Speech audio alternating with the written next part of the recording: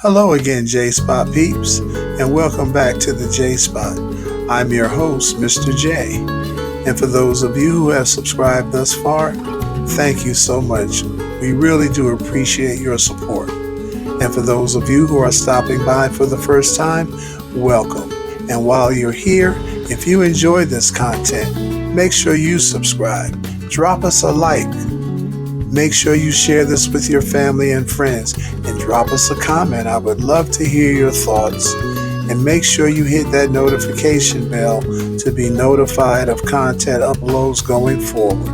In today's video, I will be discussing an article I wrote in 2016 that pertains to today, titled Chains of the Past, Shackles of the Present: How the Ghost of Slavery Continues to Haunt America. Let's get right to it, shall we? Can any one of you imagine what present-day America would be like had slavery never occurred in America, the slaughter of the Indian notwithstanding? Set aside the fact that much of America would never have been built, and many of the wealthy whites in this country would be piss poor, probably. And think about the impact of slavery on the mentality of those involved. On the one hand, you have those who devised the plan, implemented and carried out the plan, and were willing to die, and in many cases did, in a vain attempt to maintain a lifestyle of privilege and prosperity. On the other hand, you have the victims. Now, before we get too high on the horse and begin to believe that because those folks lost that war, and by the war I mean the Civil War, that they stopped fighting, remember one thing: they never have stopped fighting, that is. Those folks continued to fight, and although the strategy changed and the battlefield was expanded, the enemy and the spoils of war remained the same. Now, you might ask, who's the enemy? Anyone not wearing the Confederate uniform. And who are the spoils of war? Blacks. White folks went right back to war, and their children, their children's children, and their children's children's children continued to be loaded for bear because they never accepted defeat, and they never got over losing the institution of slavery. And because white folks haven't gotten over slavery, neither have blacks. Relatively speaking, with few exceptions, the belief that blacks are angry about slavery of the past is a complete and utter myth. No, folks, blacks are not angry about slavery of the past. Blacks are angry about slavery of the present.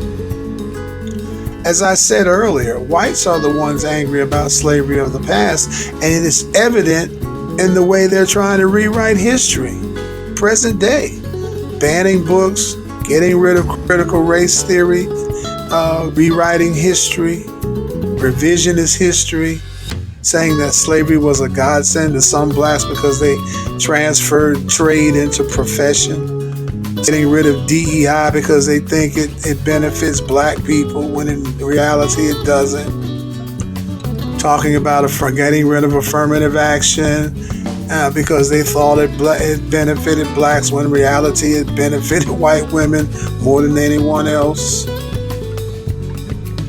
So when they say that we're angry, we're not angry.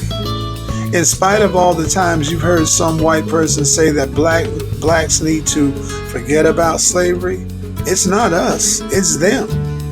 The only reason blacks are angry is because blacks continue to be the targets of the very same practices of slavery, such as family annihilation, voter suppression, inferior education, incarceration, stereotyping, profiling, job discrimination, and murder. Whites want blacks to forget so that blacks won't recognize that it is still going on. You know, watch the birdie. And surprisingly, the anger doesn't come so much from the fact that blacks continue to be the object of these atrocities. The anger comes from the fact that whites continue to be in denial about their complicity and their evil intent. Nothing pisses someone off more than to have someone spit in their eye and then deny that they did. Put aside all of what I mentioned earlier and consider the argument from this perspective. What, up until Trump's Make America Great Again crap, had been the chief desire you heard from white voters each presidential election cycle since President Obama was elected? You guessed it. Take our country back. Now, what I wonder, do they believe they lost when Obama became president? Could it be a sense of control? And what better way to reestablish control over what you believe you own than through the use of violence? Reestablish and confirm your dominance as Lord and Master. Convinced yet? What is prison except for a modern day plantation? And much like slaves that were emancipated and had nowhere to go and chose to stay, most freed prisoners end up returning to prison simply because they have nowhere to go. Even worse, just like slaves, they have no training, cannot get a job, cannot vote, which means they can't feed themselves or their families, so they return to what they know: crime, prison, translated master. And finally, folks, let's talk about open carry. Think way back to before Obama came into office. How much talk was there about open carry? Apart from the fear of losing a country, what the election of Obama did to whites in America was threefold. It had a threefold effect on whites in America. One, it scared whites into thinking that blacks believed they had carte blanche to kill whites, which is never our nature. Not for slavery past, but that we had finally seen the light about the present. Two, reminded whites of their past as if they needed reminding. And finally, three, made whites grab their guns as evidence that the war never ended. Listen up, folks. This ain't Ghostbusters. And while you might be afraid of that ghost, black folks ain't afraid of no ghost. I wear the scars. I wear the scars of many years of life beneath the lash.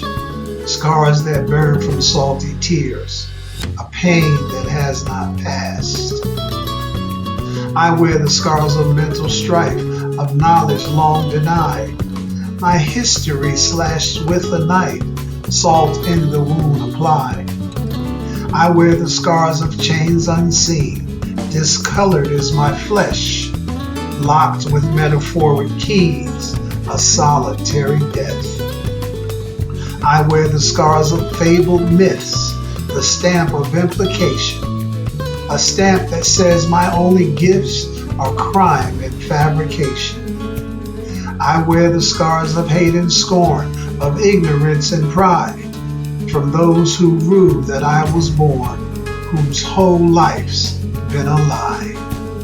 I wear the scars of many years of life beneath the lash. But you will wear the scars of fear. Watch out, here comes your past. Thank you once again, J-Spot peeps, for spending some of your valuable time here with me in the J-Spot. And while you are here, if you haven't subscribed, please do.